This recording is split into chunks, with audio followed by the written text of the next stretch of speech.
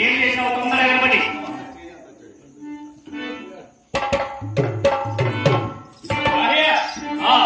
మన చిన్ని కోడలు తెచ్చాను. కోడలు తెచ్చావు? అవును. ఎక్కడ పెట్టావు? ఆ గేటు వద్ద ఉంచాను. అవునవలే అది నా దగ్గర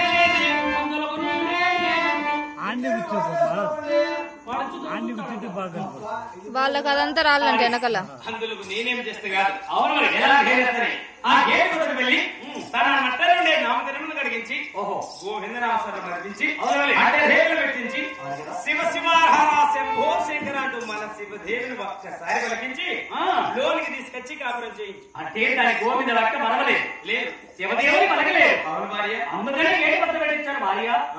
నీవైనా తన వద్దకెళ్ళి దాని ఎలాగైనా గోవింద వాక్యం అనిపించి శివుని వెలిగించి లోనికి తీసుకొని వచ్చి కాపురం చేయమంటావు. అవును మరి అదే కదా నీ కోరిక. మరి నాకు కూడా కావాలి.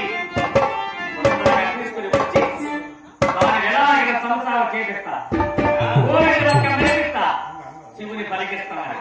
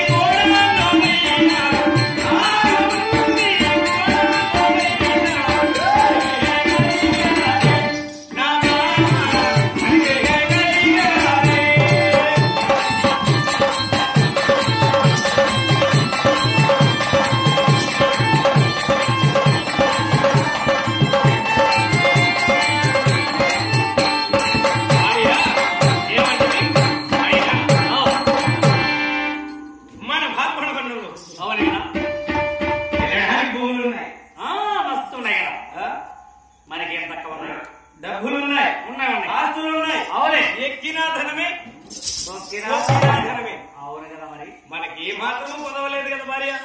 ఏ కూడా ఉంది మరి. కాబట్టి అవును కదా మన చిన్ని కోడలు తీసుకొచ్చి గోవిందనామస్వరం నడిపించి శివదేవుడు పలికించి లోకి తీసుకొని వస్తా.